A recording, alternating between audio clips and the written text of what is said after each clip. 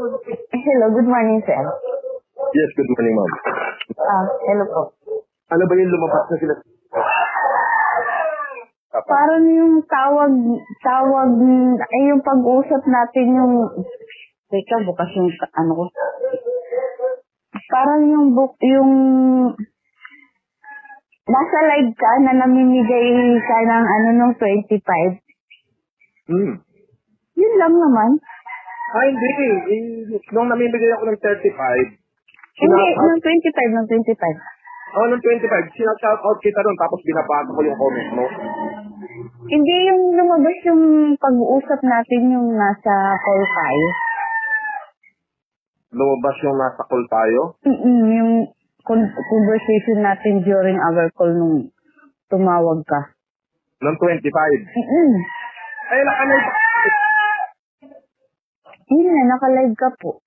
Nakalive ako. So, maaaring yung sinasabi ko lang at saka yung pangalan na Miss Ross ang narinig. Alam mo naman, Marker, lahat nakausap ko. Sinigil ko sa akin nasa nakapost kay Sabi. Sabi lawyer. Ano sabi? Yun lang naman yung pag-uusap natin na nasaan ka, sabi mo namimigay ka ng yun lang naman. Wala namang masyadong wala naman detalye, hindi naman narinig yung pangalan mo doon. Hindi, wala namang problema sa akin, kaya lang kasi nagtataka lang ako kung paano. Hindi, ano yun? Di ba? Kahit sa sinong kausap ko, ipinopost nila yun, parang kahit sinong, ano yung live ko, oras. Kasihan nila yun, tig sa 10 minuto sila, kung 6 sila, di isang oras yun. Hindi, ang lumabas kasi doon, sir, yung talagang audio ng pag-uusap natin. Yung audio, ng pag-uusap natin. Ano ang sinasabi mo daw? Kumbaga yung entire na pag-uusap natin, yun ang lumabas. Na supposed to be, tayo lang ang nagkakarinig, gano'n, di ba? Yes. Lumabas yung audio nun. Di ba? Napakagaling naman nila. Hindi ko pa nakikita. Try mo ipa-check sa tao mo. Yung post ni Zavi lawyer ba yun? Basta yung grupo yata nila yun. Kakampi yata yun ni Genius, makagago. Yun, parang. Diba? Anyway, iniisip ko nga na hindi na muna ako magbablog. Bakit naman ho? Hindi, iniisip ko lang. Actually, gusto raw makipag-ayos ni Makagago, gusto raw yung demanda ko, niya yung demanda niya. Ang tanong, papayag ka ba nun? After ng... Yun na nga alam mo, iniisip ko. Ayan, sa bagay, nandiyan kayo, dumala ka sa loob ko. Keep lang. Keep going lang kung ano yung mas nakakatulong sa iba. Yung kaso niya, andito kasi ako sa highway sa'yo, maingat.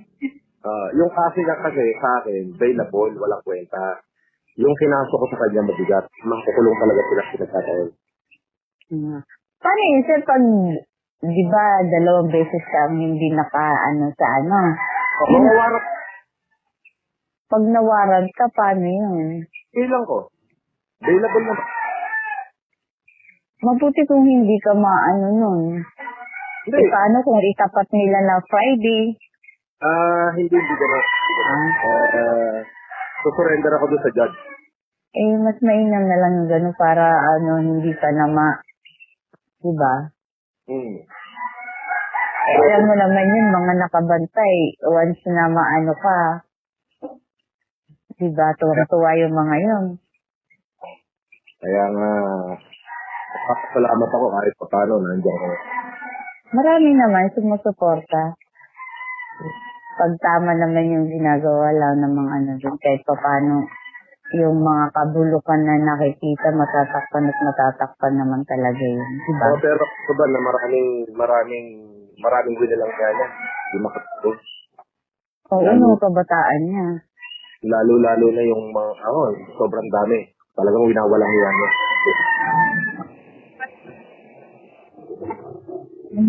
Tapos ako, hindi ko magkakaroon ng kadalaan.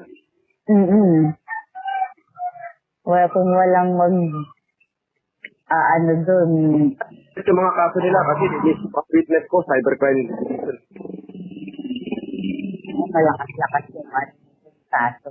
Kaysa sa live lang kumpara sa cyber, mas pataas talaga yun. So, gano'n na lang sa 29. See you. Ma'am Ro. Sige. Good morning. Sige, good morning din. Bye-bye. Thank you. God bless. Thank you. God bless you too.